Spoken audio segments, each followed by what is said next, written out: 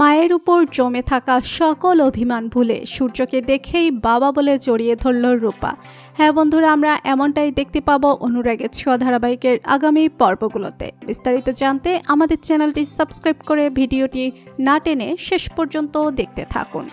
দীপা বাড়ির সকলকে বলে সে মায়াপুরের আশ্রমে যাবে। শুনে শোনা বুঝতে পারে মা নিশ্চয়ই ওখানে রূপার জন্য পুজো দিতে যাবে। মনে মনে ভাবে শোনা, পাকা মেয়ে, আমিও মায়ের সাথে যাব তোমার জন্য পুজো দিতে। আমি জানি মা একদিন ঠিক তোমাকে খুঁজে পাবে, আর তারপর বাবাও আগের মতো ভালো হয়ে যাবে।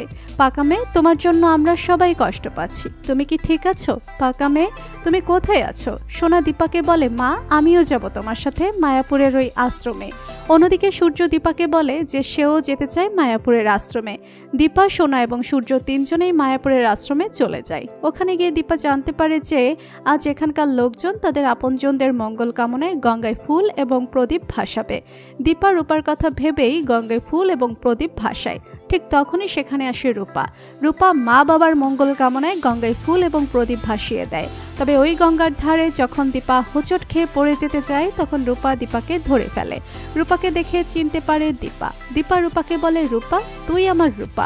তবে রূপা মাকে চিনতে পারলেও নিজের আসল পরিচয় দেয় না। মনে মনে ভাবে, মা তুমি আমায় পুলিশে দিতে চেয়েছিলে, আমি তোমাকে আমার আসল পরিচয় দেব না। রূপা দীপার হাতটা সরিয়ে দিয়ে বলে, আপনি ভুল করছেন, আমি রূপা নই, আমি রাই। হয়তো আমি আপনার মেয়ের মতো দেখতে, কিন্তু আমি আপনার মেয়ে নই। এই বলে রূপা যখন ওখান থেকে চলে যেতে চায়, ঠিক তখনই সামনে এসে দাঁড়ায় সূর্য। সোনা বাবাকে হুইল চেয়ারে বসে থাকতে দেখে চমকে যায়। রূপা ছুটে যায় বাবার কাছে। বাবাকে বাবা বলে জড়িয়ে ধরে রূপা। এটা দেখে দীপা বুঝতে পারে সে ঠিক ধরেছে, রাই তার হারিয়ে যাওয়া মেয়ে রূপা। তো বন্ধুরা, তোমরা কি চাও যে এভাবেই মায়াপুরের আশ্রমে গিয়ে দীপা যেন তার হারিয়ে যাওয়া রূপাকে খুঁজে পায়, আর রূপা যেন তার আসল পরিচয় দেয় মা বাবাকে? কমেন্ট করে জানিয়ে দাও তোমাদের মতামত। আর আমাদের চ্যানেলে নতুন হলে চ্যানেলটি সাবস্ক্রাইব করে রাখুন, যেন অনুরাগের ছোঁয়া ধারাবাহিকের আগামী পর্বের আপডেট ভিডিও সবার আগে পৌঁছে যায় তোমাদের কাছে। ধন্যবাদ সবাইকে।